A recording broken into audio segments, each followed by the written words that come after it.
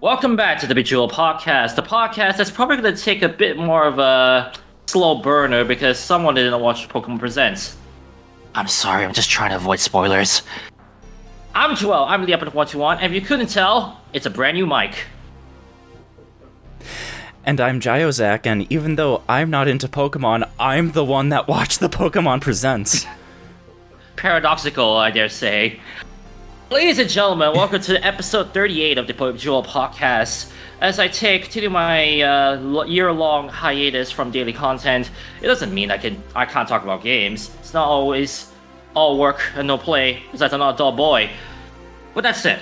Ladies and gentlemen, this is episode 38, and today's topics are simple. First of all, just yesterday we had our hashtag Pokemon 30 Pokemon Presents, which allows us to talk about our favorite memories from our time playing Pokemon, whether big or small, whether controversial or just plain old simple. And then of course, with recent news coming up about the PlayStation 6, we thought it would actually be fitting to talk about that and, speculate on what really has been causing a lot of issues. With that said, if you are hyped for another podcast, make sure to hit that like button, subscribe for content new, follow Gyozak on these handles, and of course, ring that bell to confirm anytime I upload. Last podcast on the card up here, and if you did not know, I have started the podcast Lights with Patrick Matrix, the first episode also on the card up here. Gyozak, just wondering, before we begin, did you actually see the podcast Light by any chance? I did not, no. Of course, for those wondering, Lights just means it's a shorter form of the podcast where we're talking mostly about gacha games, one of which, of course, is Pokemon TCG Pocket, which we're discussing this last year's best decks. With that said, it is the main podcast after all. And Gyozak, are you ready? I think so. You can't say let's go, it's not Mario. Right. I was about to imitate Pikachu. It's just Pika! Because yellow, I guess. Yeah, to be fair, that's very fitting. Anyways, straight off the gate, status update. I mean, I actually was discussing this with Gyozak. I did not watch the Pokemon Presents because as someone who is still trying to find the time to play Legends ZA by himself, it's been a struggle trying to avoid spoilers everywhere.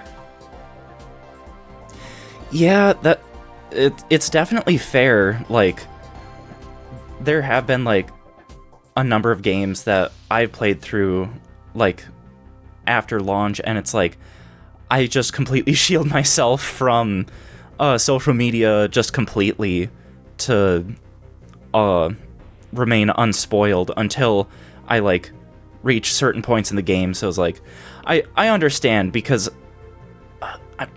I'm trying to think. I don't remember if they said anything. I feel like they said something about Legends ZA, like, maybe, I don't know. The fact that you have forgot about that is a good sign for me. Yes. Yeah. For those curious, and you can flame me in the comments or this chat right now, I only have reached Wild Area 2. Like, that's how beginnish I am still with Pokemon Legends ZA, and it's all because of all the work I've been going through. And for those wondering, I've also been setting up my Minecraft playthrough coming up. Yes, even though the fact I am taking hiatus from YouTube, I am still playing that Minecraft Let's Play single player and multiplayer however I need to, dadgummit. So that's pretty much the biggest status update for those wondering why it's been so long since I even touched my Switch. Just literally on my dock right now. It's kind of funny that you bring up Minecraft because literally last weekend, some old college friends and I have kind of informally started a Minecraft world. Oh, nice. Yeah. It's not a completely fresh world. I actually took the single-player world that I have just continued to come back to on Switch. I just duplicated that, and so then we have, like, some stuff to initially work with. Yeah, it's interesting that you brought up Minecraft. Well, there you go. Hi, Diane. Well, thank you for the lurk. Now let's actually dive into hashtag Pokemon 30. Now, whilst we're not able to like fully talk about the thing about Pokemon Presents, I do want to talk about the fact that wow, 30 years. I mean, think about it, Jalzak. 5 years ago, I don't know, 5 years ago. Actually, yeah, 6 years ago, we were discussing about hashtag Mario Brothers 35. And now, Pokemon's already getting its 30th year. We know Sonic also has its 35th year this year. Well, we talk about that in June. But, man, 3 decades. And to think of all of the crazy stuff that Game Freak has had to deal with. Yeah. And I actually can say the word deal with because, geez, I feel like Pokemon, compared to Sonic and Mario, probably has had the roughest journey out of all 3 main franchises in terms of fan bases, in terms of production, etc. But what's your take on it? Yeah, well, I guess, like, specifically referring to that, it feels like the Switch generation has been particularly difficult for Pokemon just because, like, either performance reasons for, like, certain games or, like, in the case of Sword and Shield, like, that was the first game that they didn't bring back, like, every previous Pokemon, and so there was a whole debacle about that. Incorrect. Sun and Moon. What do you mean? Ultra Sun, Ultra Moon. That was the first game that they didn't do the full decks. Really? Yes. It's interesting because I thought it was, like, super just... I remember that just, like, being a big discussion and, like, talking points for Sword and Shield, but then again, I'm not exactly, like, super into Pokemon, so Welcome to could the also very just big. be a sorry. product of that. Welcome to the very big reason I was not happy with the community back in 2019. Mm-hmm. I still remember the it's kind of funny that as we talk about Pokemon, like the fact that we're talking about the later years, but for you probably will be able to tell us about like the earlier years, like 1990, like the 2000s, basically. For me, I can only talk about the 2010s, and I'll confess that it's not all fun games back then. Back to the point I was talking about. In 2016, 2017, I finally got my first console, my first handheld console. That was the new Nintendo 3DS XL, and with that, I played Omega Ruby and Pokemon Moon. That was like the first games that I played, first Pokemon games I properly played, I remembered. That was not on a PC emulator. I played Pokemon Moon, and at the time, that was the very first game that Game Freak was decided to not release the full decks on. And I still remember back then, there was not much talk about it in terms of negativity. That's interesting. I don't know, it feels like it would have been more of a discussion. Because, like, back then, I did have, like, some of the friends that I had back then were into Pokemon, and were playing Sun Moon, Ultra Sun, Ultra Moon, so I feel like I would have heard something about that from them, even. Apparently not, as it seems. And when Ultra Sun Ultra Moon came out in 2018? Yes, 2018. Wait, no. 2017, sorry. When Ultra Sun Ultra Moon came out in 2017, it again did not release the full decks. It did include 100 extra Pokemon, but as terms of the full package, nope, the whole dex was not included. And again, as you mentioned, not much talk about it, if any, ever, that blew up on social media. Maybe you could have had a few people, like say, like, how come there's no full decks?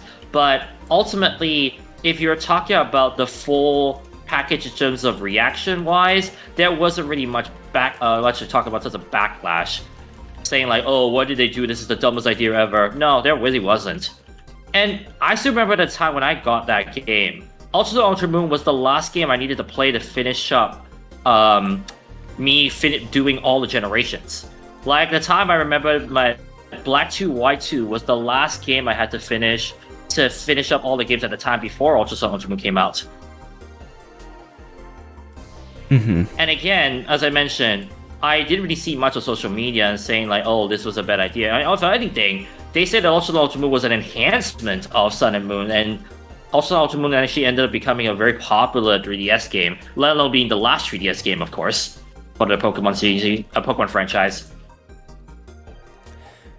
Yeah, sorry, I was doing a bit of Googling, and yeah, there's some GameFAQs forum posts that are like talking about the fact that Ultra Sun Ultra Moon didn't have the national dex, so completely flew under my radar. I mean, at the same time, when you look at those discussions, Jalzag, would you say that them were negative by any means?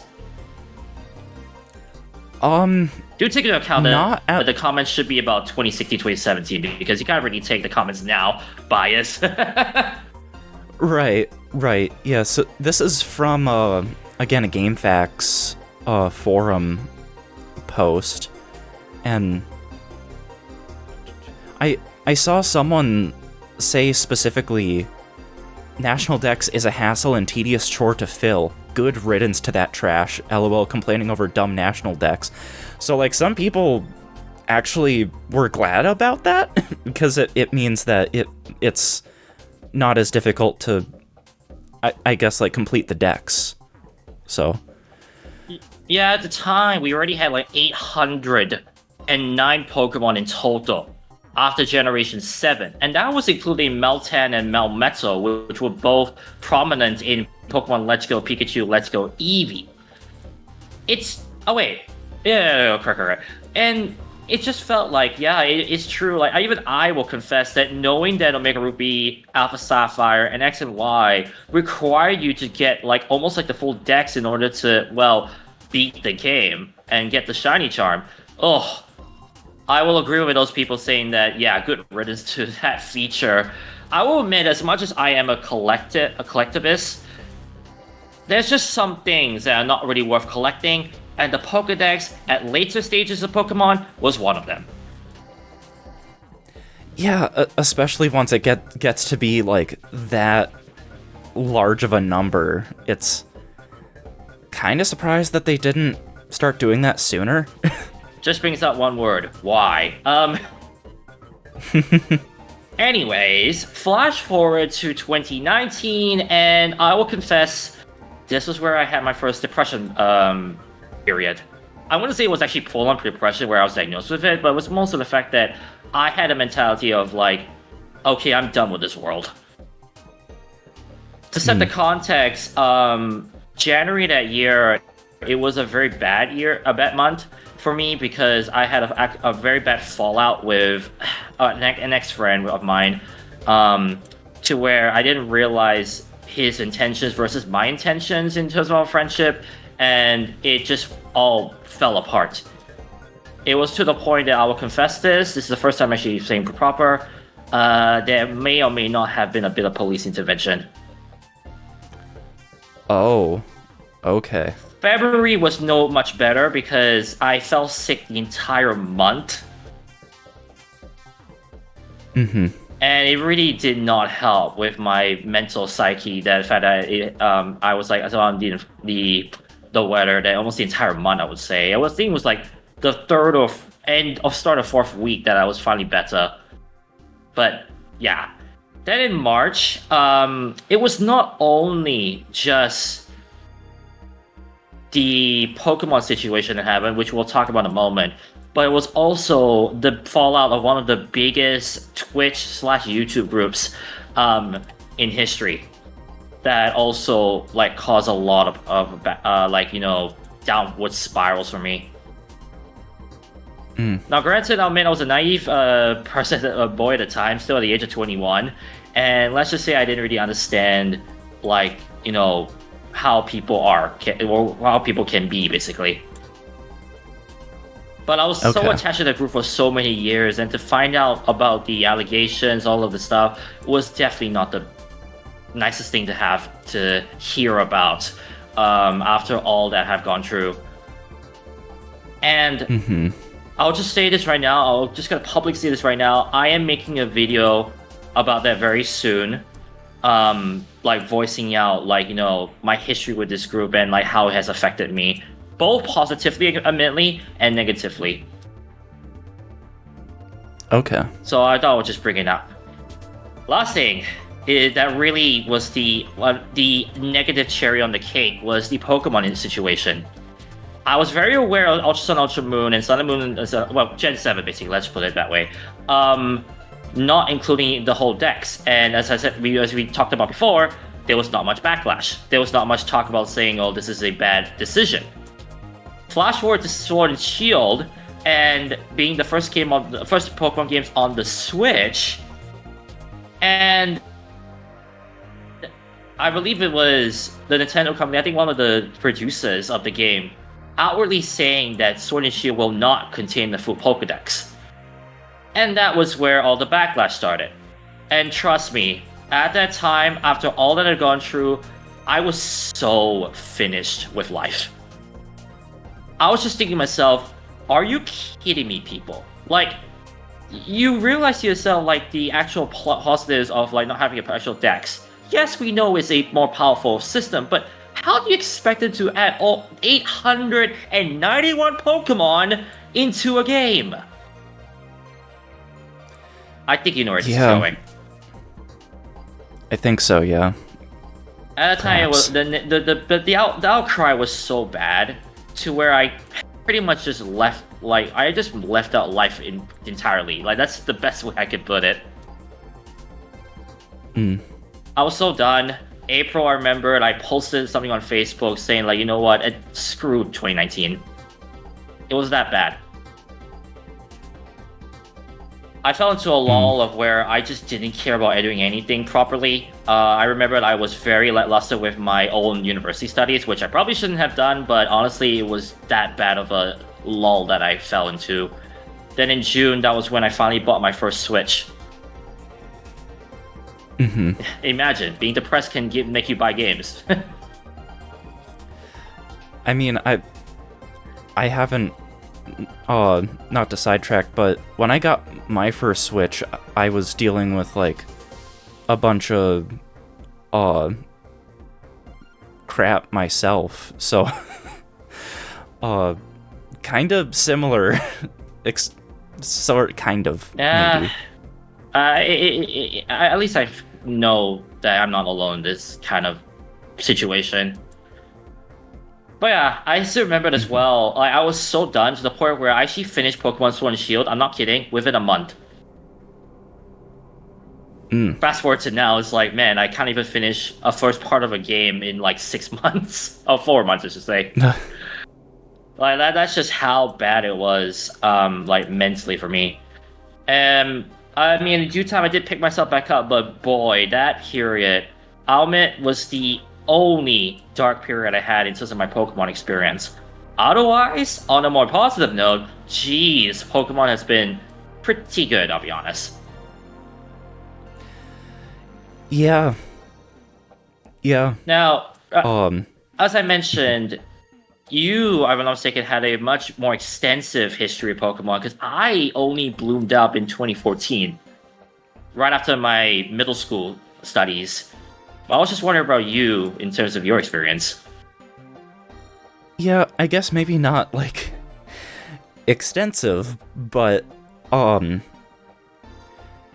even, like, in my early, like, childhood years, a number of my, like, older brothers were,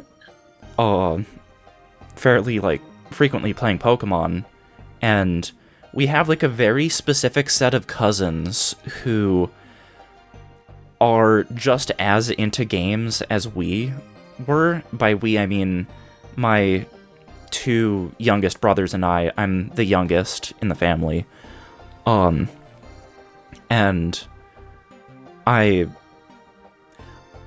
remember just, like, seeing them spending so much time with Pokemon and, like, doing Pokemon battles. I think I still remember, I forget which Game Boy Advance games, I remember just the visual of them doing, like, battles with the link cable. It's not like a specific image, I just remember the vague concept of them doing that. And it's like, Pokemon always looked interesting to me because of how much my family was and still is into Pokemon. That, it was in 2011 that I acquired a copy of Pokemon Ruby. Which, fun fact about that copy, I got it at a garage sale with the box and original inserts in said box for $10. How pricing has evolved over the years, no pun intended. Anyways, continue. Yeah, just the fact that I ended up not jiving with the game as much as I thought I would, because my only experience with an RPG before that was Mario & Luigi Bowser's Inside Story, and because it felt like so much involving of, like, what was that? Involving of an RPG? Yeah, just like how much more agency it felt like I had in Mario & Luigi.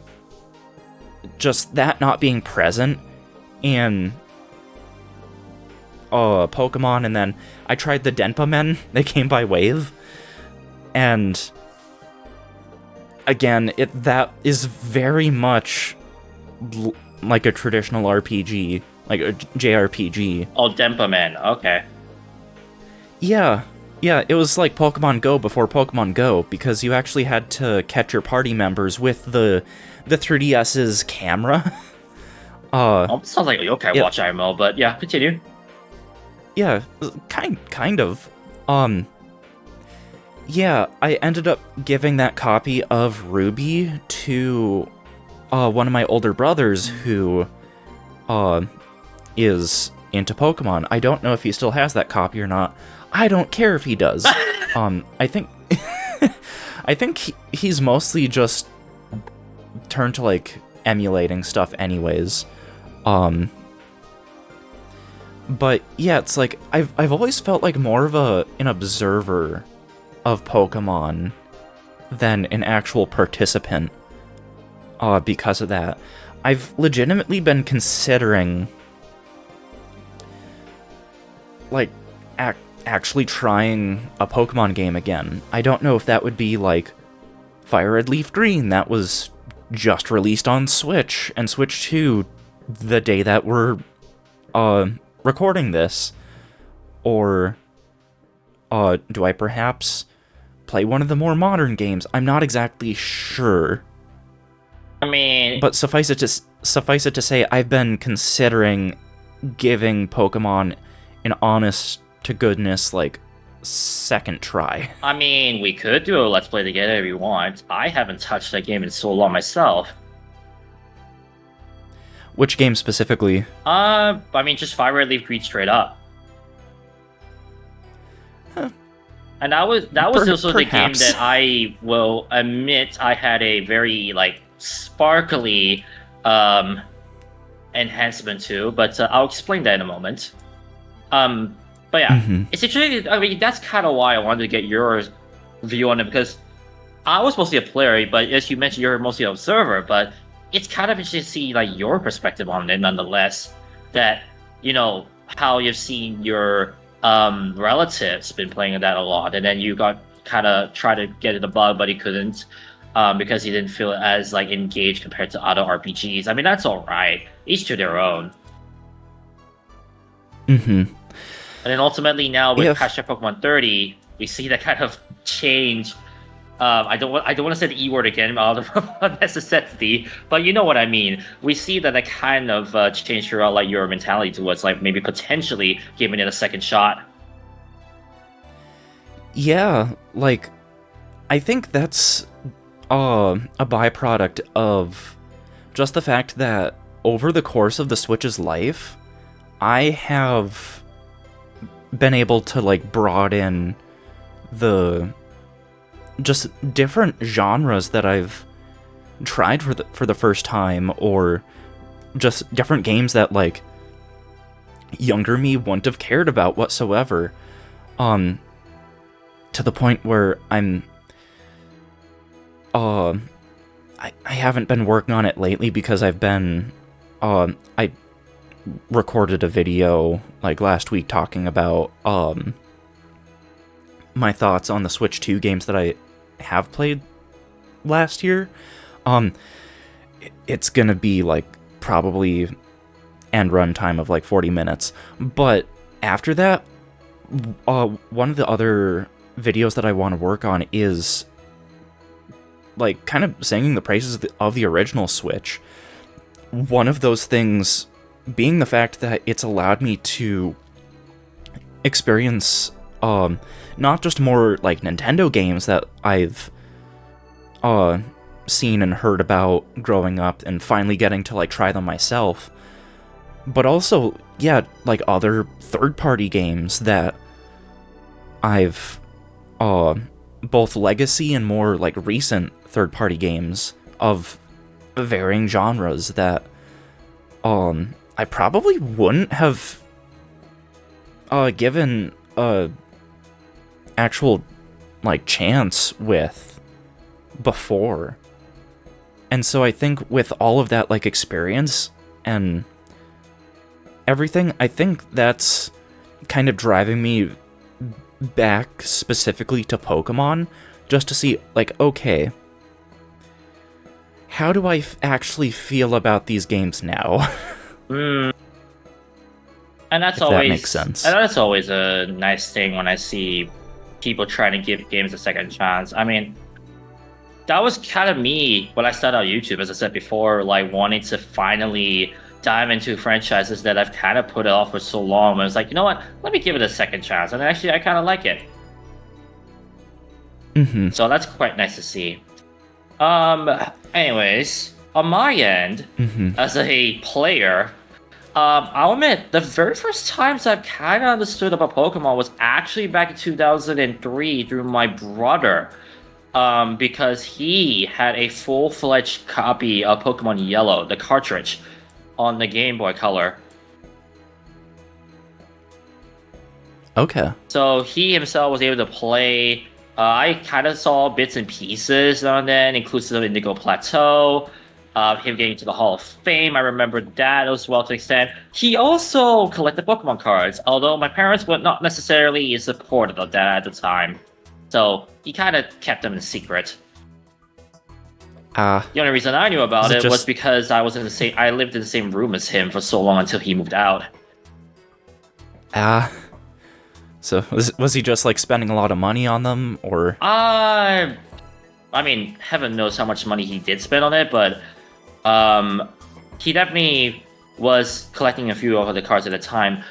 If I remember correctly, at the time, the era would have been the Fire Red Leaf Green era. So, yeah, those packs, basically. I think it would actually sell for quite a bit of money if they were sold back, if I'm not mistaken, because of its, what's the one I'm thinking of? Not rareness, vintageness, there we go. Okay. I mean, you know how, because of that, later, like, cards usually get a lot of good rep for being high priced. Anyways, back to the main conversation. It was only in before that. I also was able to play Pokemon Yellow myself, but it was on a broken cartridge that did not save.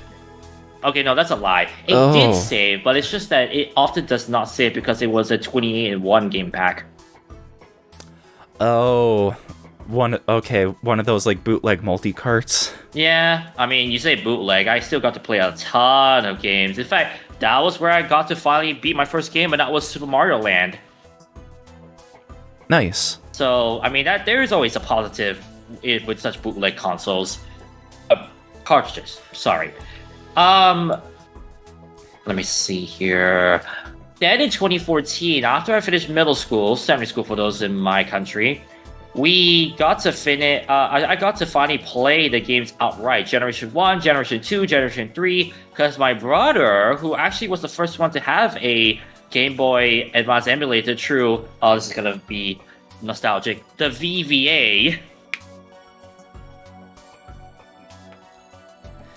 That's not ringing any bells for me. The Visual Boy, I feel like the Visual Boy Advance, you know, the PC emulator that a lot of people were using before MGBA. Okay, yeah. Once you like didn't refer to it by its acronym, then it's like, oh, okay, yeah, I've definitely heard of that. That was where I actually got to finally play Pokemon. Fun fact, and I'm honestly trying to still find it, he also played the Harry Potter Game Boy Advance game. I honestly want to try and see if I can find that game in order to play it outright for myself, because I'm curious about it myself. It's very similar RPG-ish vibes, I would say, so I probably will have that. Oh yeah, there's also Beat 'em On game I want to try and find as well on the Game Boy Advance that I want to try out myself. Anyways, back to the conversation. Well, I looked it up. It looks like it's Harry Potter and the Philosopher's Stone. Probably, that got yeah. the Game Boy Advance game. And then the Beat 'em On game, as I said before, I think there was only one, so I could probably find it myself, but it probably might be a tricky task for it to download it, if you know what I mean. In 2014, that was when I finally got to play the Pokemon games, and yeah, I still remember playing, I beat Ruby for the first time, although I'll confess that the only reason I beat it was because my cousin, who also plays Pokemon, helped me build a team with proper moves. Oh. Even at the age of 17, I didn't understand the type chart, but it was only, I think, in 2015 midway, that I finally understood the type chart and actually pretty much memorized it at this point. So yeah, I have to remember the first time I was still bad at Pokemon. Imagine. Then I started to actually play games by myself. I finally dived into Gen 2, ironically, end of 2015. I don't know why I avoided Gen 2 for so long. I guess it was just a nostalgia of Gen 1, Gen 3, to where I was just like, yes, I want to play those first. But then it was that. Yeah. 2016, I still remember getting my very first shiny Pokemon. It was a shiny Tentacool in Crystal off of All-in-One City. Okay. Do you remember that day? It was January 2016, the start of my second year in high school, aka junior college. But then on, let me think. Oh yeah. Then 2016, Pokemon Go came out. I didn't play that until 2022, June. So I was definitely a late bloomer in that. Then I continued playing until 2025. But it definitely helped me to walk a lot more and be more active. Yes? Sorry, so I have a whole tangent that I could go on about Pokemon Go. I can kind of condense it. So I didn't own a smartphone till 2019, and so hearing everyone rant and rave about Pokemon Go back in 2016, I was like, I think that was one of the only times where I felt legitimate FOMO about something, because I couldn't play it. I didn't have a smartphone. And a month after it came out, my youngest older brother and I visited the same cousins that I mentioned a little bit ago. All of them had phones and were playing Pokemon Go. And I was there, not able to play Pokemon Go. So I ended up, like, when we were out and like, out and about, and they were playing Pokemon Go, I just had my 3DS. I was just playing Smash Brothers, but it's like, kind of wish that I could have actually played it. Then I got a smartphone and played it for like a week, and didn't really bother much after that. When did you play that 1 week? When did I play it? Yeah, when did you play during that 1 week? Like what year? That was like August of 2019. Oh, that would have been about Gen 4 release. Yeah, understandably. Admittedly, at the time, of course, Pokemon Go still was not fully optimized properly. I would say there was still some problems, and then of course there was some assets that was still not fully developed yet. So I can see how like some people might be turned off by the fact that it's not as expensive as it should be. Yeah, and it also doesn't help that, like, the area that I was, still living in when I, like, tried playing the game, the US just in general is not very well equipped for non-automobile travel, but, the area that I was living specifically, it was like, I guess I don't live there anymore, so I can, like, kind of say, Houghton, Michigan. Ooh, shit. Yeah, I mean, I still currently live in Michigan, but, not in Houghton. So,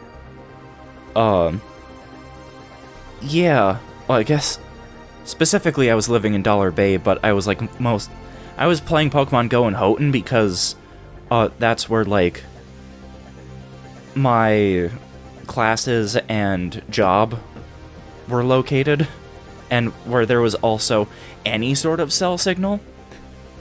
Because in Dollar Bay, there was, like, basically none, even in 2019 still.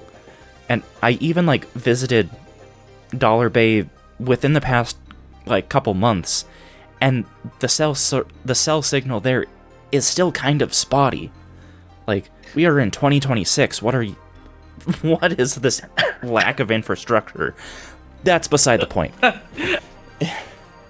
Sorry, no. The reason why I'm laughing is actually very off-tension. Oh. Why? I don't know why, but when you talked about living in Dollar Bay, you know what's the first thing that came to my mind? What?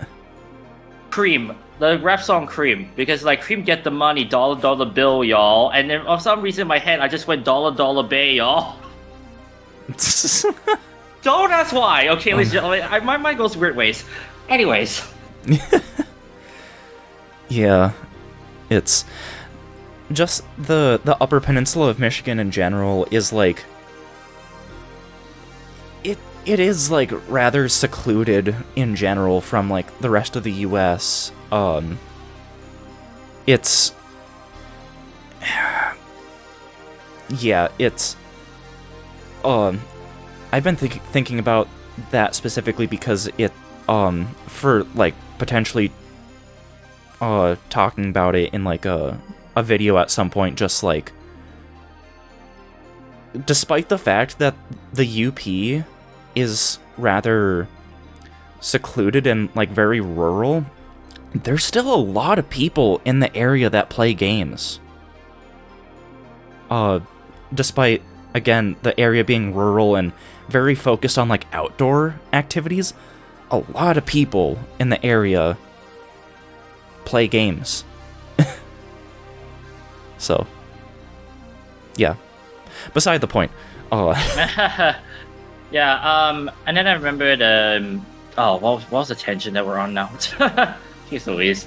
I felt like we were just, like, so off, I think I know. I talked about Pokemon Go, then I talked about Pokemon Go. Yeah, then 2017, as I mentioned, I played my first Pokemon games. 2019, we don't have to talk about that again, please. And don't worry, even till now, I can finally joke about it a bit more, but man, it was still a period of much needed rejuvenation. It's kind of interesting because 2019 is the year that we first started talking. Yeah, welcome to me and my sad period. Now you see me a lot more joyous. Yeah. Yeah, to be fair, like, once I moved out for college, it's like, we ended up not really messaging too terribly much. I think we only did a voice call once. Or twice during, like, the 6 months that I was moved out. So then I ended up moving, back in with my parents once COVID hit, so. Yeah, that sounds about right. Mm-hmm. So, anyways. 2017, at the same time, I also got my DS emulators. I'm still using it, Desume. And that was where I was finally able to play Gen 4, Gen 5, which, as I mentioned, led to the point where when I said Pokemon Ultra Sun and Ultra Moon was the last game that I need to finish the whole series, I really meant it. Because by that time, I finished Black 2, White 2, which was the last franchise that I played. And I'll admit, hearing the champion music from Iris actually gave me the tears. Mm-hmm. I know Gen 5 gets a bit of a bad rep, but honestly, it doesn't deserve it. It's such a good game. And I remember hearing that music, I was like, oh my goodness, like, why am I hearing this, like, completionist kind of music, as with this being my last Pokemon game I need to finish. Yeah. Then Ultra Moon came out, it almost had a similar vibe. And then, oh my goodness, when Sword and Shield came out, as much as the backlash happened, hearing that music from who's the champion in Gen 8? Shoot, I forgot. This is the one with the Gigantamax Charizard. I'm not the one to know that offhand. For some reason I can't remember his name. I feel dumb now. But yeah, no.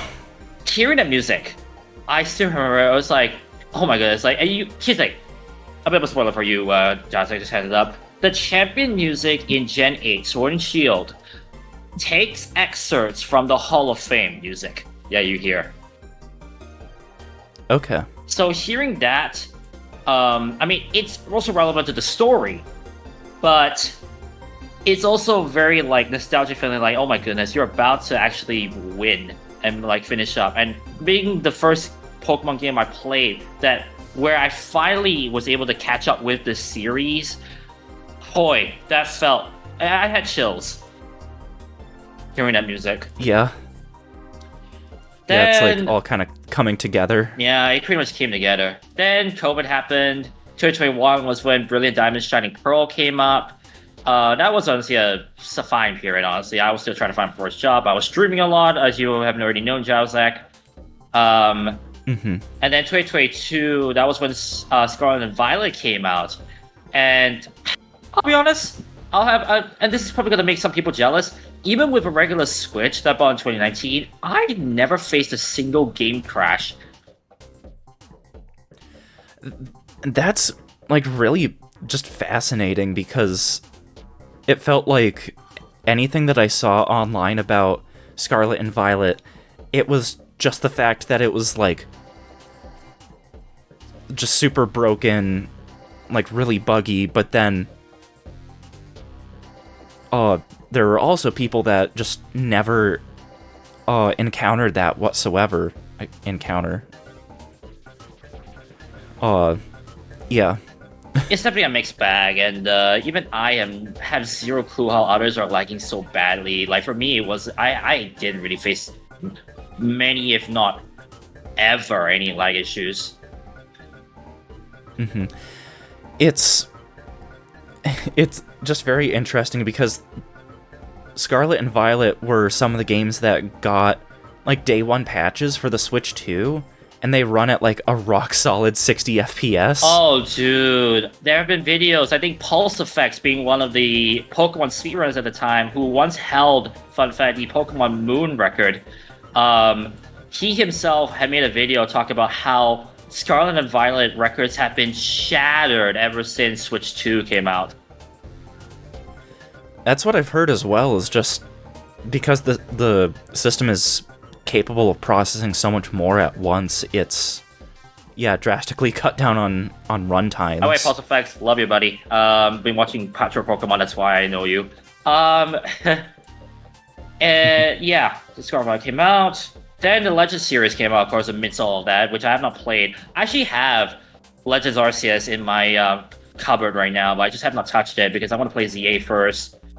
I just have too many games to play, honestly. It's that bad. Work while you do this to me.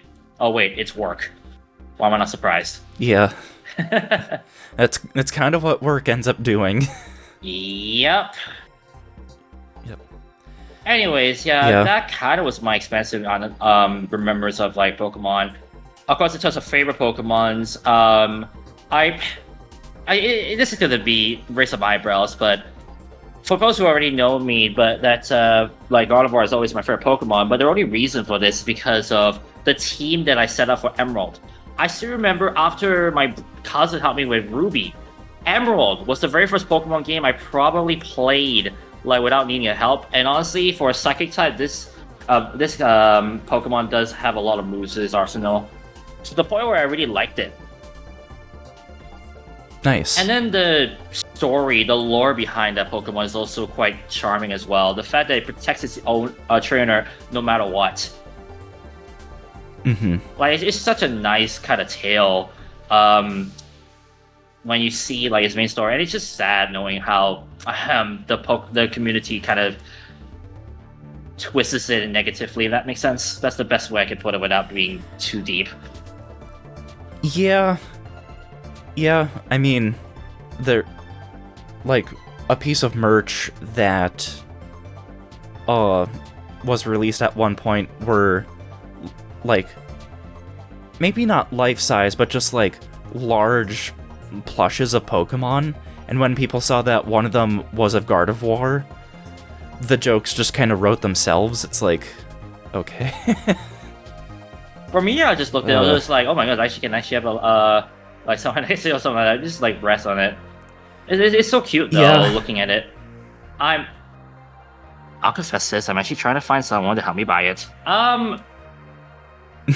Like, honestly, it just looks so cute, honestly, and as someone who has never owned plushes until like recently, just because, you know, either gifts or like just like, I remember buying this, by the way, in Malaysia in a thrift shop called a Game Trip shop. So I wouldn't say that I'm the biggest fan of having a plush, but honestly, it's just, it rose up recently. It's just been kind of cute just to try and find these. Hi, Patrick, Night how you Matrix. doing? Yeah. But yeah, back to the main point. That was where my favorite Pokemon came in. And then as I found out about Gallade being the male counterpart to the Gardevoir line, it's just like, huh. And I've always, to be honest, knowing the fact that it is psychic powers, I kind of always thought of myself as a Gallade. If that makes sense. Oh, what Pokemon specifically is it? Gallade. Gallade. Okay. Like also about the Mega forms, it's kind of cool as well. I still have like a background of mine that has both of those on together in a very good art form. Nice. Yeah. Other than that, I mean, I've had some other favorites. I mean, people have known for me for Tinkaton, Sylveon. What else have I loved in the past? Yeah, there's so many I can rattle off. The funny thing is that if you ask me, I wouldn't say there is a Pokemon specifically I hate the most. It's more so a state of, I don't really like the design, I just kind of shrug it off. It's not like I outright hate a Pokemon by any means. Although, it helps that I have never done a Pokemon battle at all until probably last year when people have known about my first place in the tournament. Oh. In a personal tournament, of course, not a full-out right tournament. Yeah, Patrick, admittedly, it's just one of those things, the design is not really, like, my fave. And besides, I already have Among Us, so what was the point? But yeah, that's pretty much my history of Pokemon. As, you know, as small as it is, and of course, as I said before, as lackluster as it is, considering I've never done Pokemon battles, doesn't help that I didn't have many friends to play with. Mm-hmm. So yeah. Yeah. And like, if I ever actually try out Pokemon again and end up enjoying it, I don't know if I'm ever going to battle against like anyone that I know that is also into Pokemon, because especially my family members, they've been playing it since they were kids. They have so much knowledge and strategy built up that like it wouldn't even be a contest. It's like, nope, we're not doing this. We are not doing this. I will laugh if like you kind of like said, oh, why not, and then all of a sudden you actually win against them. I'll laugh. That would be very funny. And then they will just complain, oh, RNG critical hits. Yeah. Beginner's luck. Exactly. I'll bet you anything they will say that. Also, yeah, Patrick, Yeah. even with Cramorant being the one to win me my first tournament, I wouldn't say that like is outright my favorite Pokemon. It's just a Pokemon that helped me out. Mm-hmm. I mean, granted, yes, I will have a soft spot for that funny bird, but still. Mm-hmm. Looking towards the future, though, sorry, what do you say? Just like, something quick. At the end of, January, Nintendo stopped, the ability to purchase new, game vouchers that you can use to buy, select, Switch games on the eShop. I ended up buying one last set that I haven't done anything with yet. I almost wonder if I should use one of those for, like, it would probably be either Scarlet or Violet, because they're like the newest games and they have Switch 2 enhancements. Oh, I feel like with the Switch 2 enhancements, you will have a much better time. Or I can, I think, Legend ZA is also on the, list. Well, there you go. Of games that can be purchased.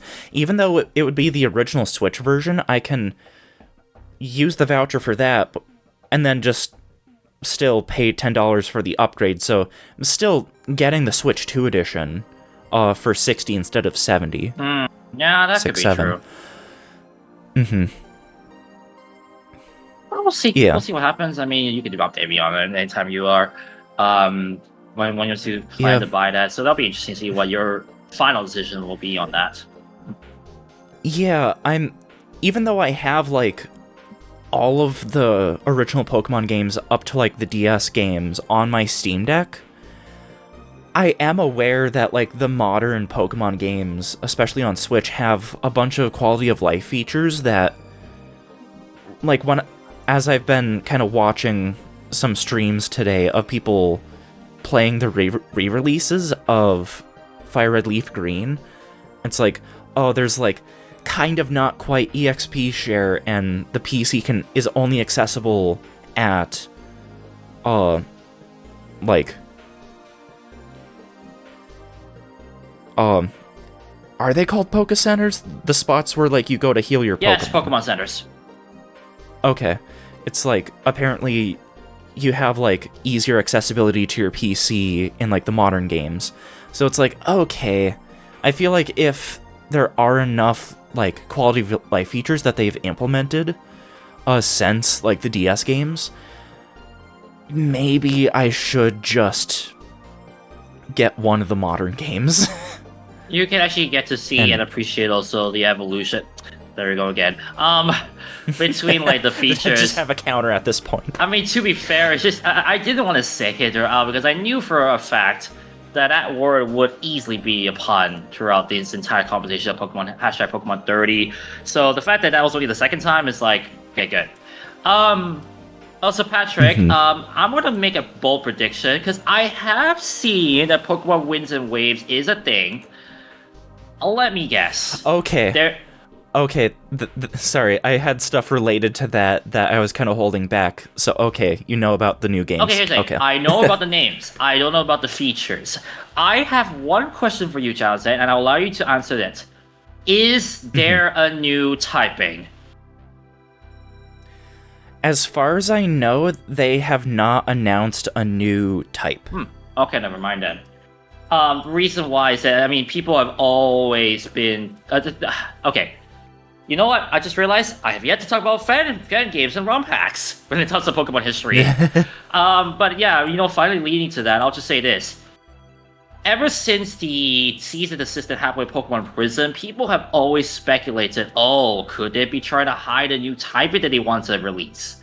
And hearing Winds and Waves, with Wind being one of the many typings that Pokemon Prism and, in a higher sense, Pokemon Brown introduced as a fan-made type, we were always wondering, and I also was kind of wondering, whether a new typing would finally be added after so many years since Fairy was introduced in Gen 6. But turns out, from what you're saying, potentially not. Yeah, I mean, it could also just be the fact that they're, like, withholding information as a whole because of the information that they gave regarding the release date. Is it this year? No. Oh, thank God. Yeah. Thank God. I have time to actually buy a Switch 2 for myself. Yeah, okay, and you also know that it's Switch 2 exclusive. I mean, it definitely shows in the footage. Oh my gosh. I will very much be surprised if that was Switch 1 compatible, to be perfectly honest with you, Jazzak.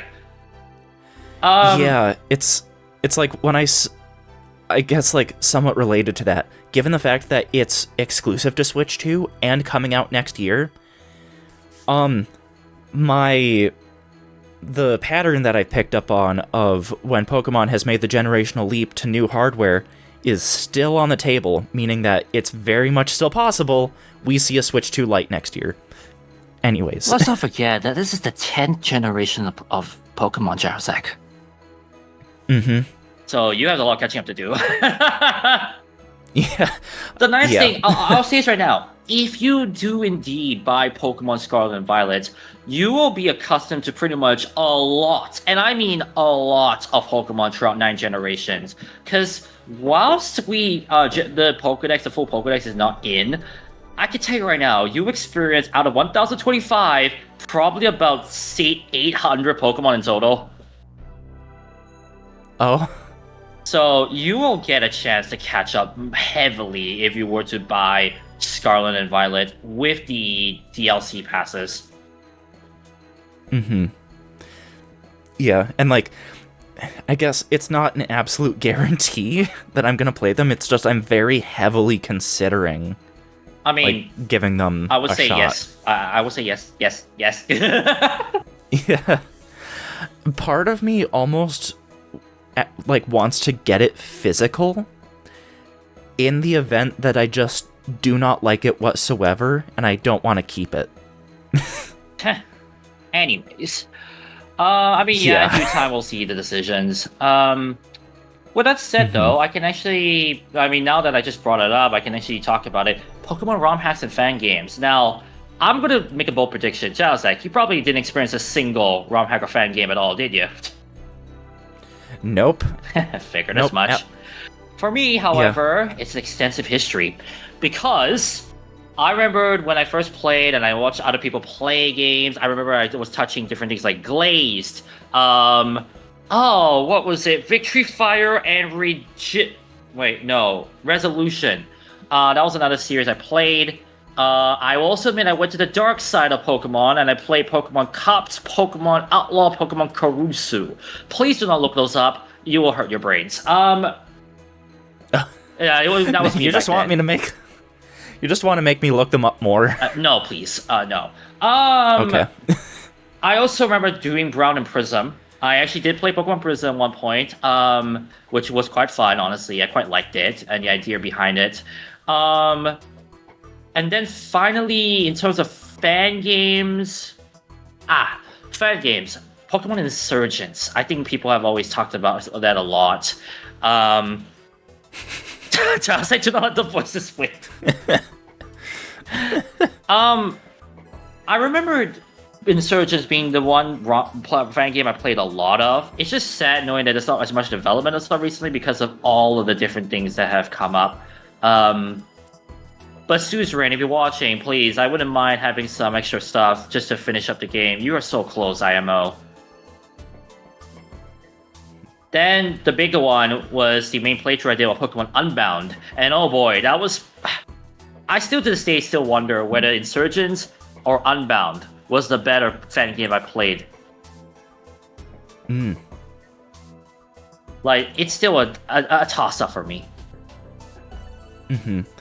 What are, like, some... like... What are kind of, like, the big things from each that, like... I don't know, like... features or just, like, general structure, whatever, like, how do they compare, basically? For Insurgents, what sets it apart is the Delta species, like a different species of Pokemon that, have different typings, different movesets, different stats, and, allows you to play with the same Pokemon but in a different way. Respectively, of course. The storyline itself, you can choose between a darker story and a light story. Which allows, for younger audiences to play without, having, as I said before, their minds, because there is a bit of a bloodshed in that Pokemon game. But you can kind of set it to where you don't put it that way.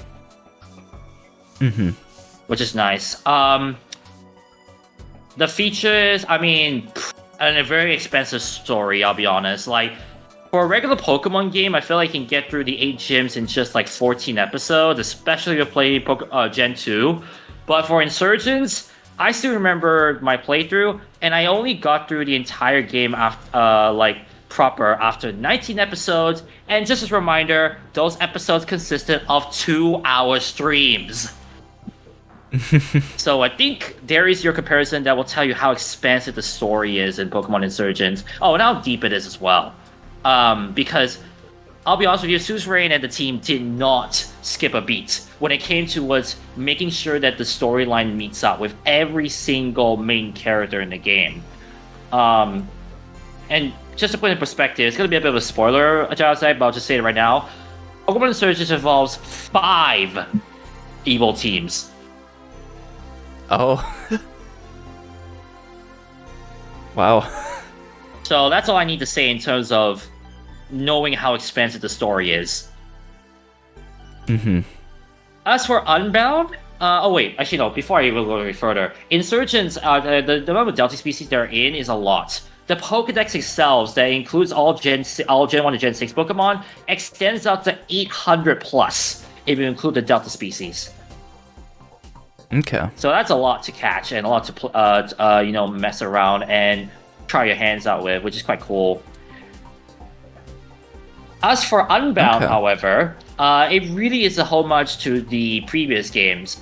You have all the way to Gen 7 to be able to play with in terms of regular Pokemon. There's no other species. However, in terms of features, you will see a lot of homage. There's a Gen 4 mining minigame that is available usually through multiplayer only. This one you are able to play anytime you want. There's the puzzles in the game that really are cool. They kind of are able to play around with certain features in the game to allow you to how to say this, that basically allow you to mess around with certain features of the game. There's a lot of compatibility, no, that's not the word. There's a lot of quality of life features that allow you to play on freely and without too much restraint on what you have. Did I mention some online locked features from the older games are introduced as well? Okay. So there's some things that when you're only available through multiplayer or online or with a link cable, not this time. You're actually able to play them straight up as a minigame, quote unquote. Okay, nice. Storyline's fantastic. You have side quests as well that allow you to get some extra Pokemon or find some interesting stuff. they're also quite hilarious at times. Mm-hmm. As someone did the Let's Play, you will see the 62 episode catalog. It has some funny moments. And as I just say, 62, so you can tell how big the game is. Right. And then again, you were the one who edited it as well to help me out, like expand them out. Yeah. Basically, Joel recorded them in 4:3 aspect ratio, and they just needed, like, just be stretched out to the standard, like, 16:9 aspect ratio that, like, modern video and, like, this stream, this video on YouTube is 16:9. So yeah, that's my experience when it comes to Pokemon ROM hacks and fan games. As of recently, I've seen a lot more, but to be honest, it's to the point where I'm kind of just letting bygones be bygones and just carry on with life, not really caring too much of whether it's like a good one. Now, granted, there are some fan games and ROM hacks that I'm eyeing out, and of course, if my friends are saying oh, it's a good game, maybe I'll try, but I'm not really actively looking out for them anymore, as I was last time. Mm-hmm. But overall, I would say, looking towards the future of Pokemon, I'm just hoping that they were able to, like, with a better power and memory core, they will be able to, like, create even better Pokemon games. Yeah, that's why it's like I'm almost kind of like interested in like trying out Pokemon again, is like this like newfound just general excitement for the games again, because I was even seeing online that people were realizing that like no one is talking about the quality of the tree textures. Like, everyone is just excited about these. What is going on? Beautiful. And it's like absolutely beautiful. Feels like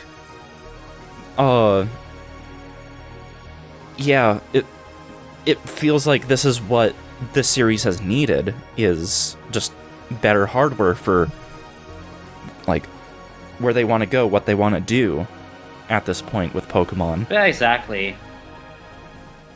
I was even... Well, side note, I was seeing some people online...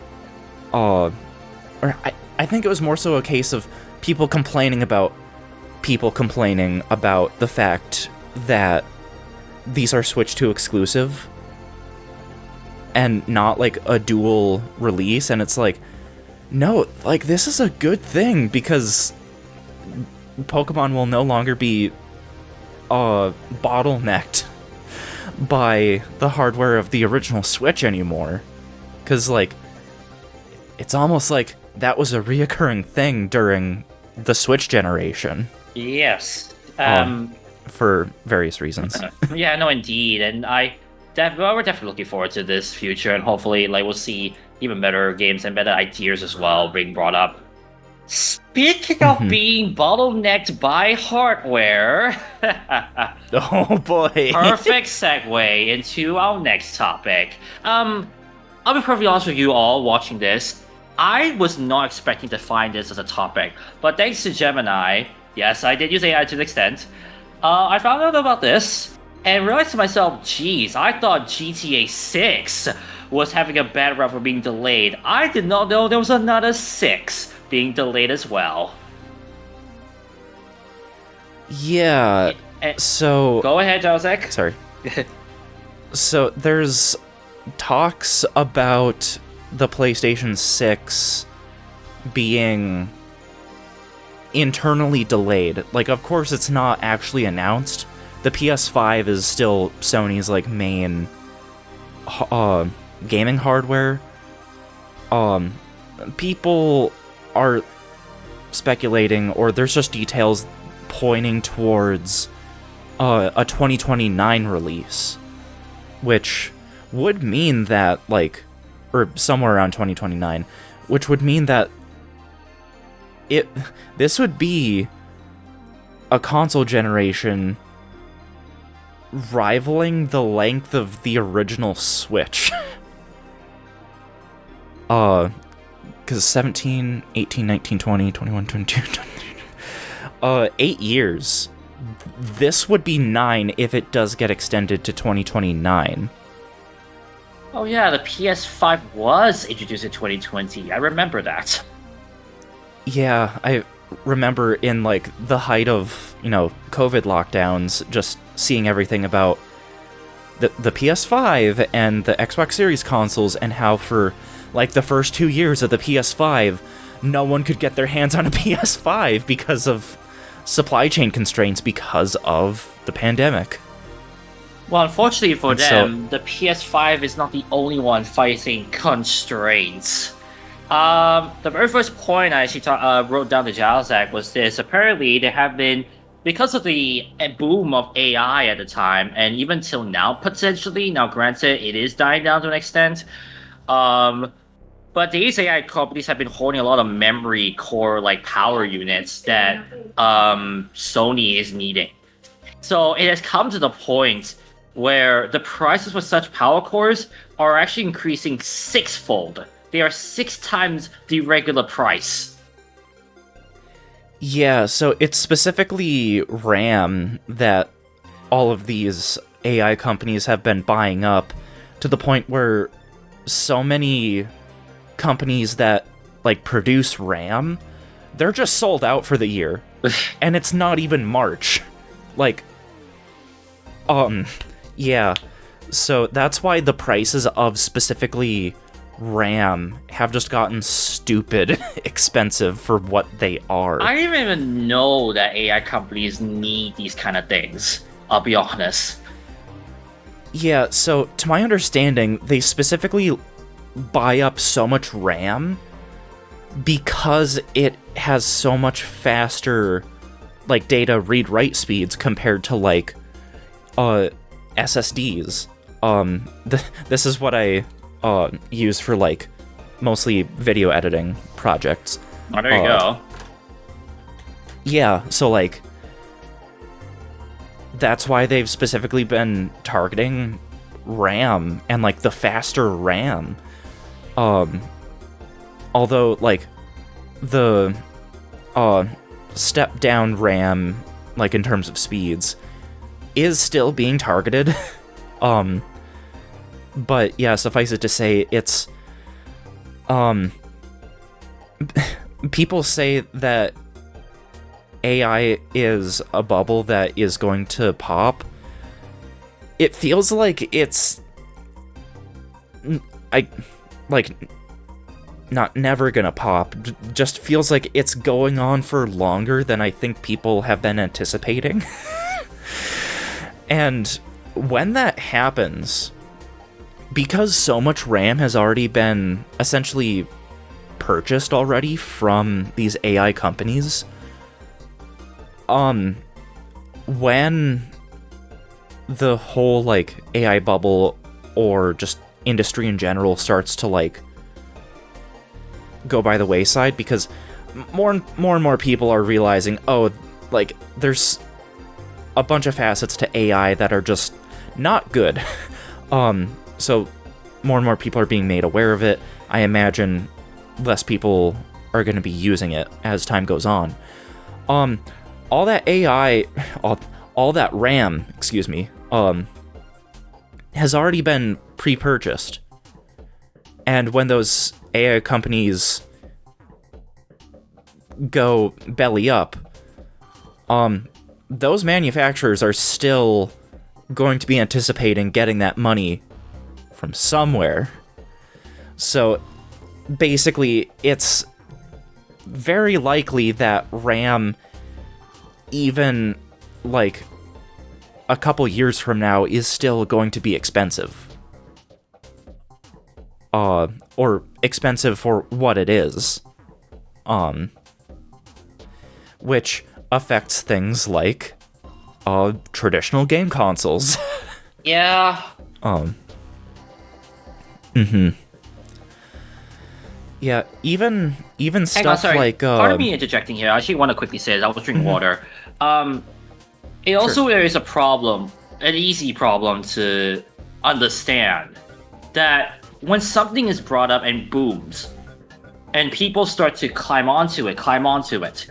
The moment it gets taken away, you already know that people are going to blow up in a very negative way if that happens.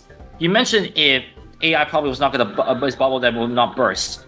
If it bursts, it's going to be burst in a fit of rage, in my opinion. So that's a bigger problem that they have. Yeah, like even just the fact that there are a non-zero there's a non-zero amount of people out there that really rely on things like ChatGPT for many facets of their life when they really shouldn't be doing that. Yeah. Using it as a stand-in for like a therapist and a romantic partner. Just don't do that. It's not healthy. Nope. Yeah. But yeah, like, even with stuff that doesn't use, I guess, like, traditional RAM, maybe. I don't remember what the Steam Deck uses, but the Steam Deck, has been out of stock for weeks at this point. And it was briefly made available again, and then very promptly was out of stock again because so many people bought Steam Decks.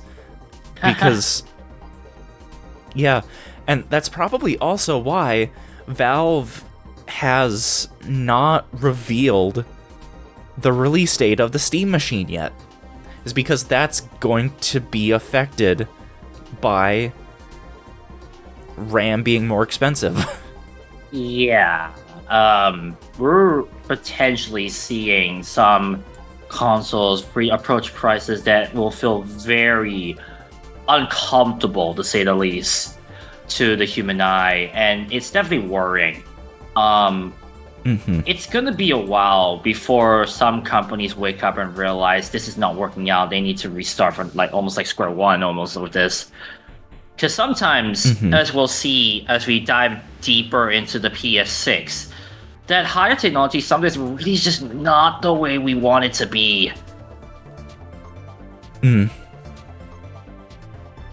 But anyways, continuing on the topic, the next thing I will point out is the power struggle that Sony is facing.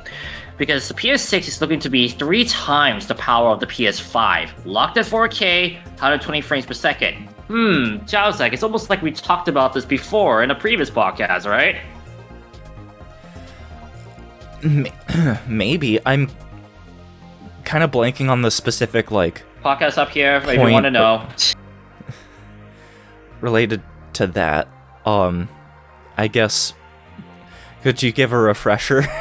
We talked about 4K gaming and how the necessity of it, realizing that not everything has to be 4K yet as it's called modern era. Yes, we're trying to look at higher quality, but sometimes less is more. Yeah, even though the Switch 2 can do 4K 60 or 1440p 120, still, there's some of the marquee titles on, exclusive to Switch, Donkey Kong Bonanza, at most 60 FPS. I don't think it goes past 1080p. Just because that game more so uses the power of the Switch 2 for the, just scope of, the mechanics, specifically for the terrain destruction and things related to that. I think you just saw why I posted in the chat. Yeah, the third podcast ever. We were discussing Mario 2020, the hashtag Mario 35. It's funny that we just talked about that just now. And then 4K gaming, why, necessity-wise, and why it's not really shouldn't always be the future of gaming. Yeah, especially now, it's kind of funny seeing some of these newer third-party titles come to Switch 2, and sure, they may not like, they may not be running at as many frames as other platforms, but it's like, I feel like we're hitting the limit of what like current hardware is kind of capable of, in a sense. And it's yeah, it just feels like we're at the point of, okay, if we try to push things any higher, it's just going to be diminishing returns. So what you're saying basically, it's too much. Yeah, too much for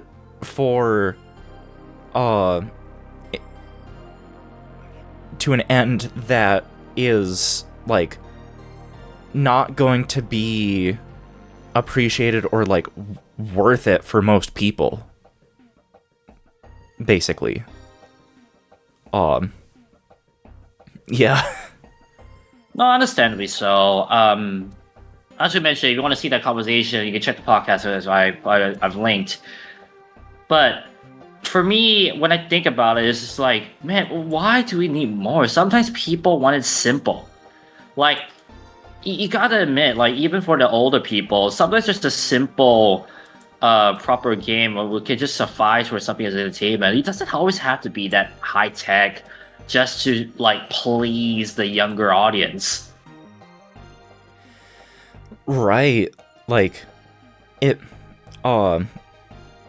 even just the fact that the original Switch had as long as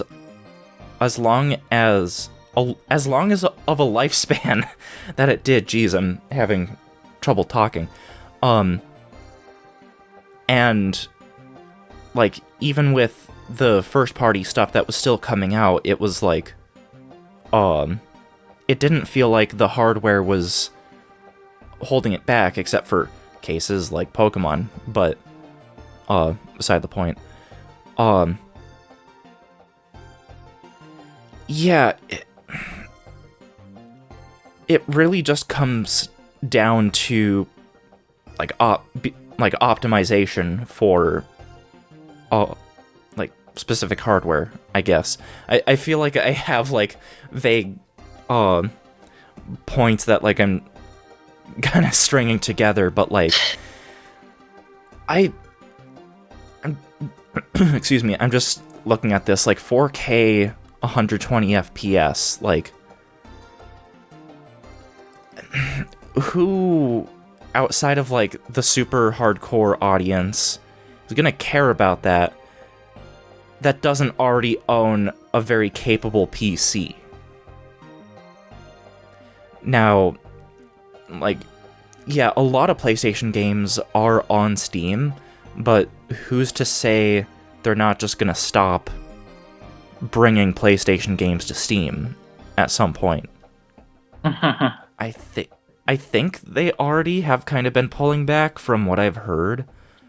I could be completely mistaken, but that would be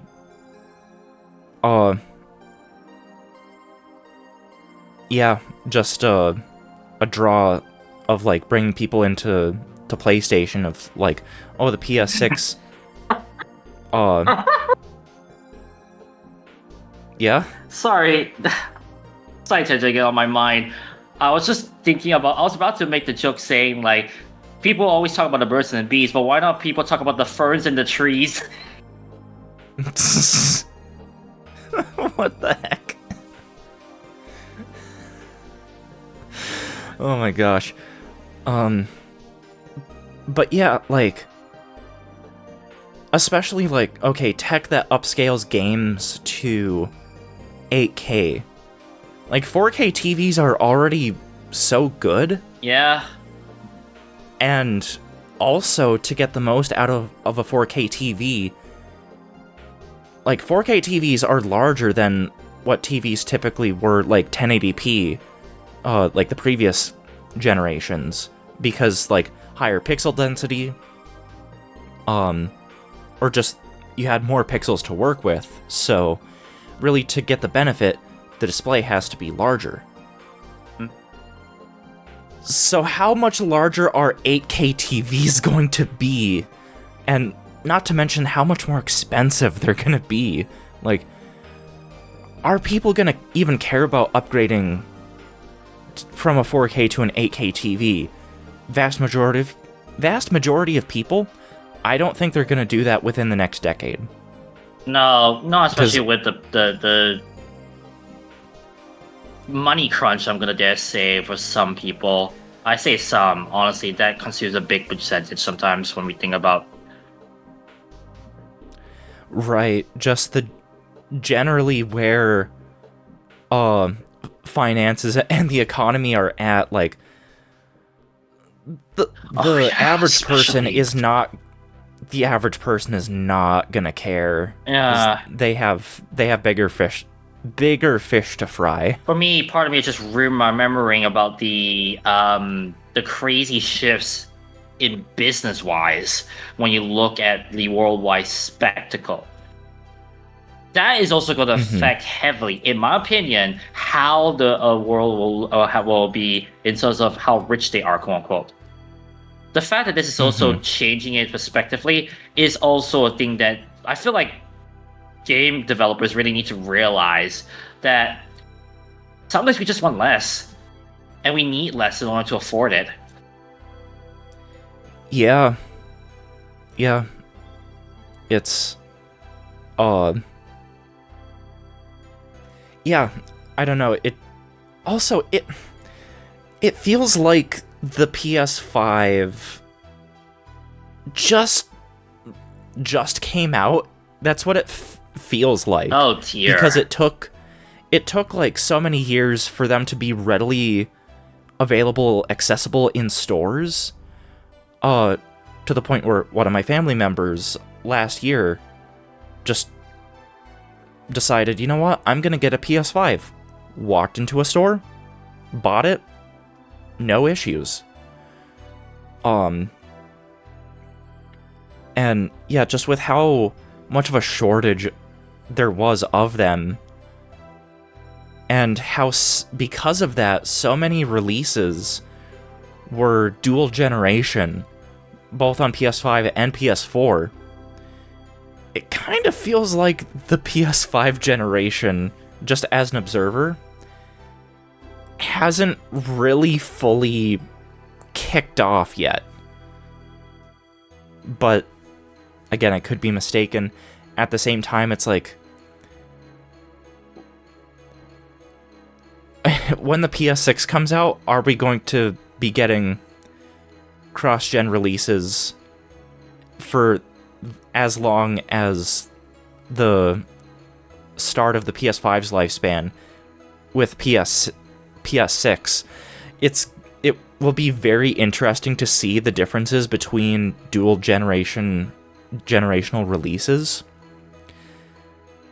between PS5 and PS6, just because I don't think there's gonna be a lot of like super meaningful like differences, unless if well, I guess like unless if it ends up being until 2029, then maybe sure. But it feels like stuff hasn't really progressed all that much since the launch of the PS5. Even during the presentation where they announced the PS5 Pro, and you have to squint to see the differences in games running on PS5 versus PS5 Pro. It's like, what are we doing here? You're paying several extra $100 for minimal improvements. What is this? Yeah. As a fellow observer of the PS5 rather than a player, I couldn't disagree less. It just feels as though that there's not much boom when it came to the PS4. In fact, I'll be honest, the last time I can remember a game booming on a PS console probably was back at PS2. Mm-hmm. That's how, like, as an observer, how bad, I feel like, in terms of like productivity and let alone like spectacles we've seen on the PS series. It is that sad. Yeah. Well, it's like God. yeah, I didn't really have a point. It's just like, yeah, like chasing all this extra power that realistically is it going to make much of a difference in the actual games? If anything, it feels like it's just an excuse to make it like even more expensive. Chasing the wind-esque, I dare say.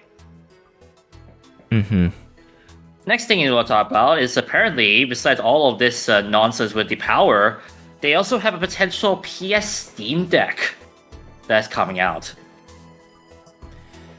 Yeah, like a sort of a dedicated handheld type deal. Now, granted, it's not really a proper like confirmed item.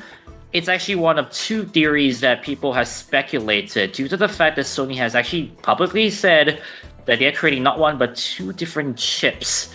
I presume these are like power chips or like memory chips or something like that. But apparently it's also going to be slightly backwards compatible, allowing PS5 and PS6 games to be played. Now, could that also be part of the reason we're seeing delays? Who knows? Yeah. That is kind of the upside to, at this point, the PS5, like, base system being as old as it is that it's probably fairly, maybe not easy, just more realizable to make like a chipset or just a system that is portable that can run at the level of like a PS5. Granted, how expensive is that going to be? Do we really want to know? I was about to say, like, at that point, get like a PC handheld, but there's problems with PC handhelds just inherently, like the ones that run Windows, just how not super plug and play they are. From what I like keep seeing, so many of them need like so many updates and like Windows updates and driver updates and everything just to get them to like a usable state that is like, you're getting a handheld to have easier access to games, but then you have to do all this troubleshooting initially. That is like, yeah, that still is the upside to console gaming being plug and play. So, having something that is as powerful as, like, let's say, what is it, the Xbox ROG Ally, like something like that, but is completely plug and play, or just consoleized, rather. Like, you wouldn't have to do, like, troubleshooting or tinkering. Like, it is a good idea, especially if you're able to play all the same games that you had on PS5. I don't know how physical games would work. Probably just wouldn't work, because optical media on the go is not a good idea. Suffice it to say, like, the idea of, like, a portable PS5, I think is good, but the price, and also battery life, how would that be? Very true. Switch 2 did a fantastic job optimizing the battery usage from its predecessor, the Switch 1. How in the world Sony is going to be able to optimize that for a Steam Deck-ish PS5? I don't think you could even ask me, Zach. Yeah. think, speaking of that, the battery life of the Switch 2 is actually pretty much the same as the original Switch. Not the V2, not the OLED, the original Switch. Which is like, depends on what game you're playing, but like 2.5 to like 3, like 2 to 4 hours basically, depending on the game that you're playing. Which I still feel like I'm getting used to because I got so used to the battery life of the V2 Switch and the OLED, where bare minimum you're getting 4 hours, if not more. I see. From those. It's like absolutely insane. But still, like, for what it's capable of and like the third-party games that are coming to it and like how well those are performing on a system that is as slim as it is and everything, and just how capable it is, I think they really did strike a good balance. It's just specifically the battery life, getting used to it from the original Switch has been kind of tricky, but at the same time, like, even when the Switch originally launched, it wasn't the most performant thing out there, which is, like, the upside of that is that you can really optimize the energy usage, which would be interesting to see how much they would be able to optimize something that can run PS5 games. Yeah.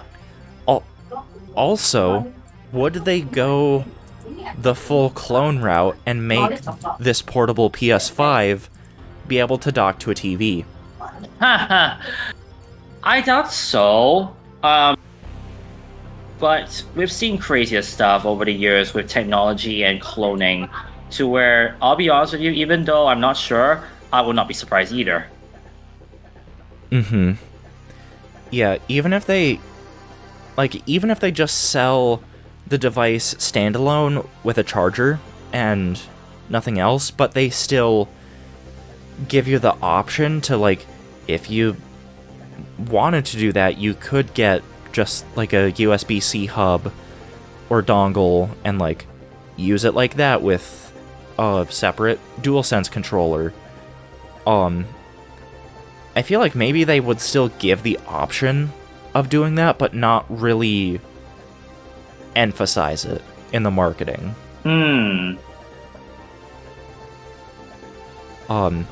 Very true, very true. Yeah, because, like, especially, like, if it's priced around the same as a PS5, which I don't think it will be, but if it was, then, and if it, like, you know, performs similarly, then at that point, why bother buying a PS5? Just get this handheld. So that's why it's like, it's probably going to be noticeably more expensive than the base PS5. Now, what would happen if we find out it's cheaper? Then that might be probably the shock of the... Yeah, that would be insane. But that'll also be quite good as well, the idea that... well, then again, you did mention that the problem is, well, I would buy a PS5 instead, but I don't know. It'll be interesting to see how the price affects PS5 sales, let alone later PS6 sales. Mm-hmm.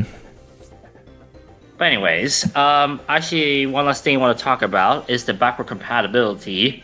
Apparently, the processor is stuck at the AMD instead of using Intel, which we have known recently. The Intel cores have done a fantastic job increasing in power and being able to stabilize a laptop, let alone a PC, basically. Whether even Windows 11, which we have known from the past, and Patrick in the chat can attest, has not necessarily been stable to the fullest. With that said, though, apparently this backward compatibility is supposed to be, for AMD, is supposed to allow not only PS5, but PS4 games to be availably played. Yeah, I mean, the PS5 is already, like, backwards compatible with at least like a good majority of PS4 games. It's like similar to the Switch 2, that it's like vast majority of games are backwards compatible. Not everything is, but like, yeah. So like, I almost feel like it would have to be backwards compatible. But, okay, this is honestly my opinion, but that far though?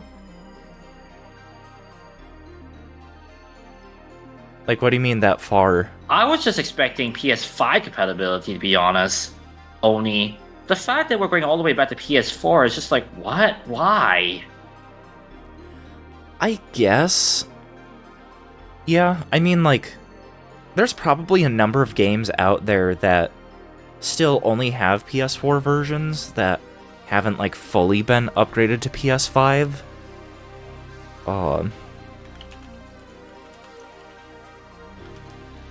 I'm curious.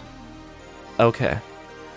I know for a while Minecraft didn't get a proper PS5 version. It was still the PS4 version, just running in like the backwards compatibility mode. And it just came to PS5 in late 2024. Which is kind of surprising. So, yeah, there's probably still a number of games out there that haven't like fully gotten PS5 support or a PS5 version.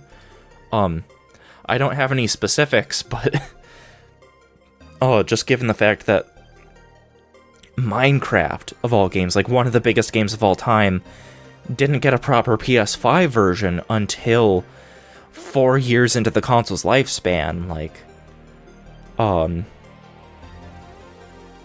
yeah. Definitely questionable. Mm-hmm. No, I can see where it Although, is. if anything at this point, like, I guess I see the point that if a game has not been brought to PS5 yet, like, it should just get a PS5 version already. Like, I definitely see that thought.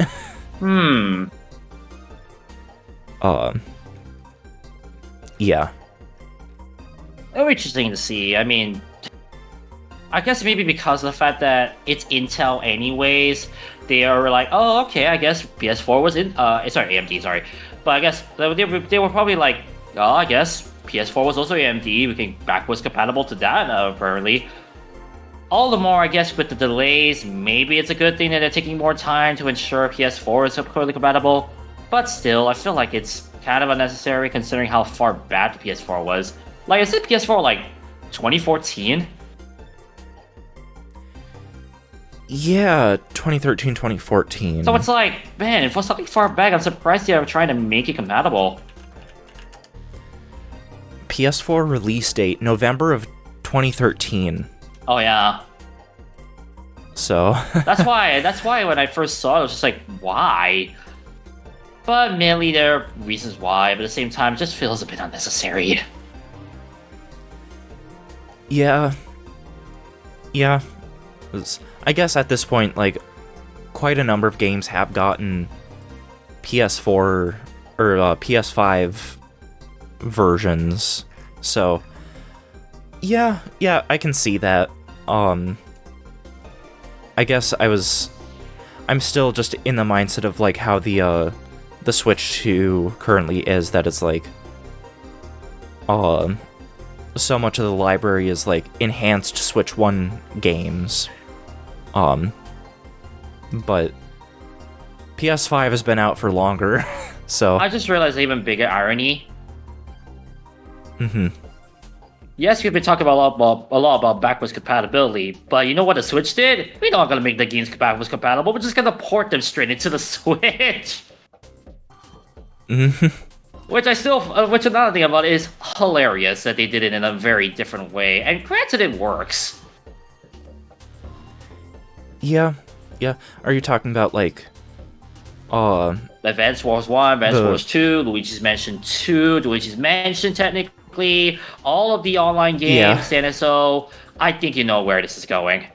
The fact that they kind of just like, you know what, let's not care about backwards compatibility, let's just port the game straight up and make people happy. Yeah, and porting all those games and like remaking them for Switch, and then developing the compatibility layers for Switch 2, it's like all that just carries right over. Masterstroke. It kind of is, actually, because I guess productivity-wise, you're at least ensuring that you don't have a case of... How to say this? You don't have a case of potential bugs happening with the backwards compatibility issues. Because let's not forget, even though backwards compatibility is a cool thing, it may not always be perfect in seamlessly bringing a game from a older console to a newer console. So the fact that games are being remade outright in a new engine, when you think about it further, that's pretty much a nice change from what we always keep seeing with backwards compatibility. And knowing that Switch 1, Switch 2 backwards compatibility is a lot more effective, as we've seen, seeing the actual Switch 2, I think that's why they did it. Because they were confident in the fact that this backwards compatibility would be seamless between the two Switches. Now, of course, am I saying this stuff just to speculate? Of course. But you can't say that this different approach is not without deeper thought within the Nintendo company. Yeah. Kind of related to that, I remember the first week of the Switch 2 being out, and just the amount of discourse that happened within the Pikmin community, specifically because of how visually glitchy Pikmin 3 Deluxe was on Switch 2.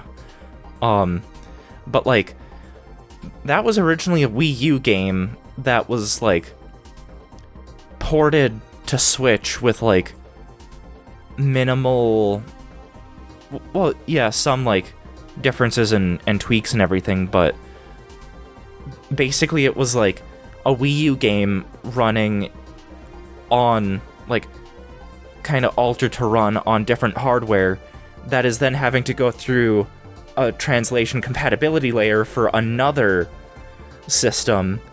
And if memory serves, there's like a lot of a number of core code in Pikmin 3 that even dates back to the GameCube, so it was going through all these layers, and so it's like no wonder that it had issues, but they were resolved within a week. And just the amount of discourse that happened specifically about that game that is like not even in people's consciousness anymore. That's one way to put it, I guess. Yeah. It's kind of so it's oh, sorry. It's not it's not perfect, but like it's just like always being like improved and refined, which is great to see. So so yeah. But yeah, ultimately, I mean, I just hope that, you know, once it comes out, we're gonna see like, you know, a proper sense of, you know, perfection when it comes to backwards compatibility with PS6, because boy, if they're gonna spend much time on this, I hope they get a lot of things right. Because if we see backlash like that for the games, and granted, I know the PS community may not be as expensive as the Nintendo community, but still, you never know with the internet. Right. One last thing I want to just point out, two things to point out. One thing we actually kind of accidentally skipped over was the PSSR, a PlayStation Spectral Super Resolution that's supposed to be AI-driven? Yeah. I think Yeah, I think when it's- you were looking through this, you were like, "What in the world?" Maybe. Initially. But it's like the sort of like upscaling stuff, I do think on the whole it is like a good thing to be able to utilize perhaps weaker hardware to produce like better, like cleaner visuals, if anything. And I know there's like a lot of talk about like, oh, anything AI is like bad, but like specifically that's like generative AI that is causing like a lot of issues. I know like people these days will see like anything that has AI and it's just like, no, this is like horrible. But no, it's this sort of AI is like fine. Once AI, Because it's always like- AI.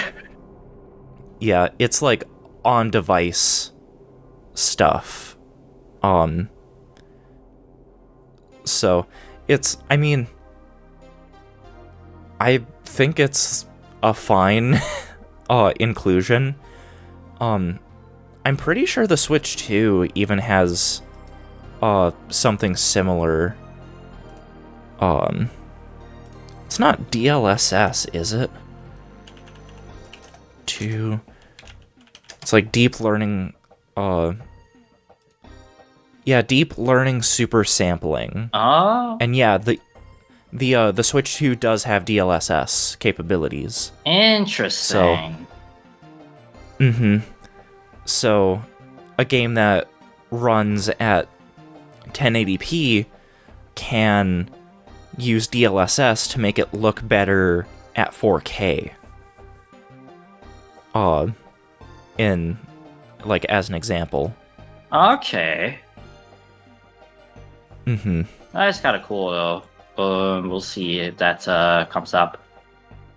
Last Yeah, thing, oh. last thing I want to talk about actually is this one honestly just came out of the blue. As you saw, it was the last message I sent. It was like a rumored patent for a buttonless controller.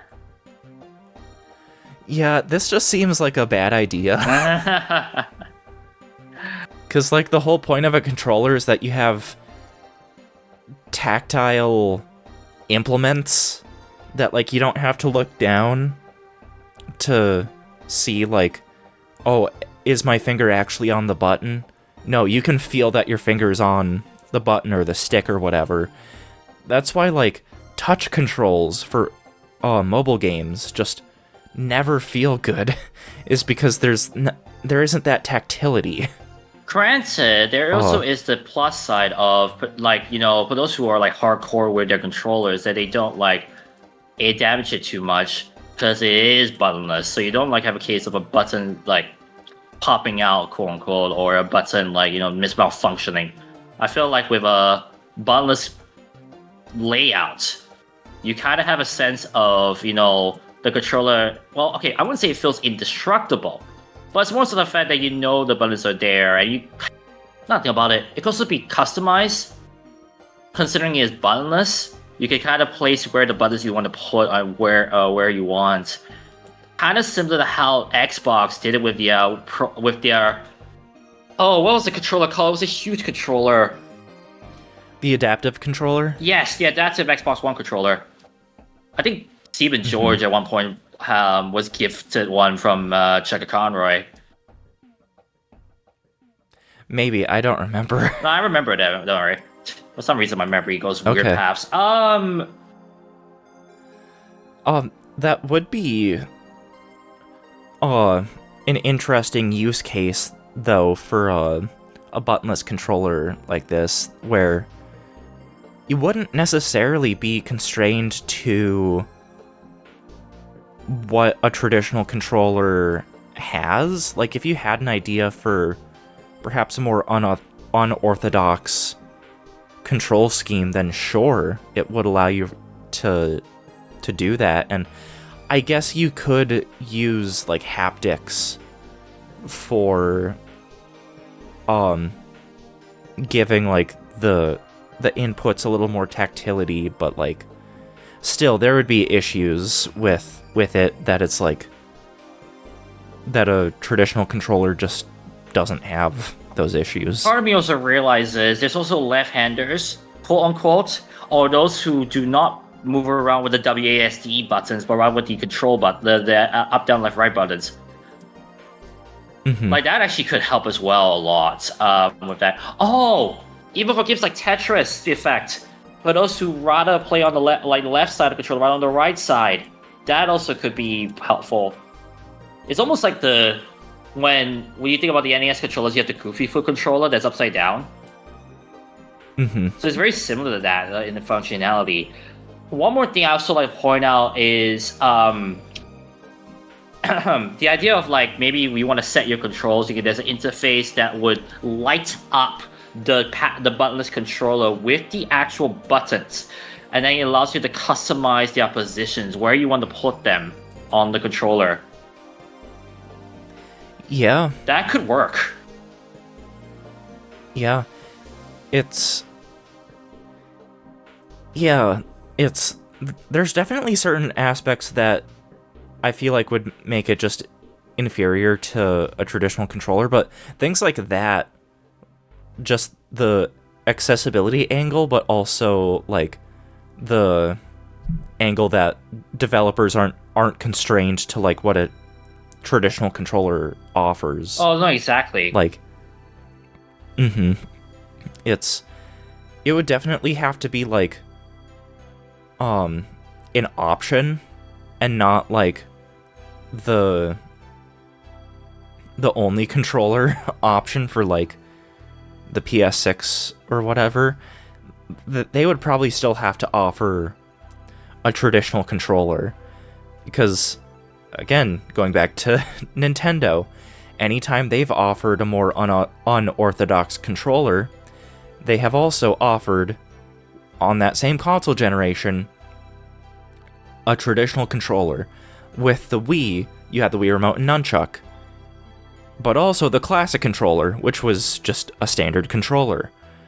The Wii U, it had a traditional controller built into it, but it also had a giant touchscreen. But you also had the Wii U Pro controller that was just buttons and sticks. The Switch, which is still like mostly traditional inputs anyways, but like in a unorthodox form factor. But again, they offered the Switch Pro controller, which was a traditional controller. Like, Sony would have to still offer a traditional controller. Like, if this would be something hypothetically exclusive for the PS6, they would still have to offer a standard controller, I feel, but still have the buttonless controller as an option for like games that want to take advantage of it, or people that want to use it as their main controller and be able to like reposition the where the buttons are. Yeah, exactly. We'll see. We'll see when it comes to the lights, and to be honest, if it ends up having the features that I talked about, that'll be crazy. Yeah. I called it. Anyways, Right. They could also, like, if it was just like a giant like touchscreen, basically, they could also do like Wii U gamepad type nonsense if they wanted to. Here's the problem. It doesn't feel as natural of a controller compared to a regular controller. At least with a buttonless one, it will feel like more genuine to a controller. Sure. So that's why I would say that the other way form factor would be better. But, I mean, each to our own. I'm not sure you would agree with me on that, but still. Yeah, I know. It's just kind of a wild idea that it's like, I can see both sides to it. No, I mean, dude, I was not in favor of the PS5, PS4 compatibility. You're not as a piece with the buttonless controllers. It is okay. Mm-hmm. If anything, at least this brings up some interesting conversations about the positives and negatives. Right. Yeah. And I feel like with any console, you gotta remember, like, there's no such thing as a perfect console. If there was, boring, honestly. It's good to see that there's some positive and negatives, and that's why we have an expensive market when it comes to gaming. It's not like there's one company that's trumping everybody else because they have perfect consoles. Each console has their own plus side and their bad side. Mm-hmm. Yeah, it's just comes down to what each individual person values, and then they just pick their console from there. Like, are they getting a console for, like, specifically for the games that it offers, or is there a specific platform that all their friends are already on that they want to, like, be able to more easily play with them, even though a bunch of games these days are multi-platform, so that doesn't really matter as much. Or they're cross-platform play. So yeah, it's there's no one singular piece, like perfect piece of gaming hardware out there. No such thing as a wrong opinion, no such thing as a bad opinion. It's just a popular, unpopular, and people have their choices. Mm-hmm. So, I mean, ultimately, that really is the moral of the story behind this PS6 conversation. Yep. And also, it's the last story we'll talk about for now, because that's the end of our podcast today, Josek. Yeah. Alright, in due time, I do want to finally at least be able to fully talk about Pokemon Presents, but it will not be in March 100%. If anything, next time, most likely, we'll discuss some more about some other random stuff about games that I could come up with.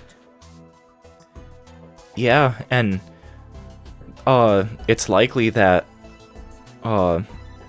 within the next podcast or two, there's going to be a Nintendo Direct. True that, yeah. So, I mean, who never know. But one thing's for certain, I am shooting for not one but 2 podcasts in March. So we'll see what happens back then. Oof. And that's could be it for this podcast. My goodness. I've been going for quite a bit today, but honestly, I'm pretty happy with that. yeah, I mean, it was like the standard, like, 2 hours, so. Mm-hmm.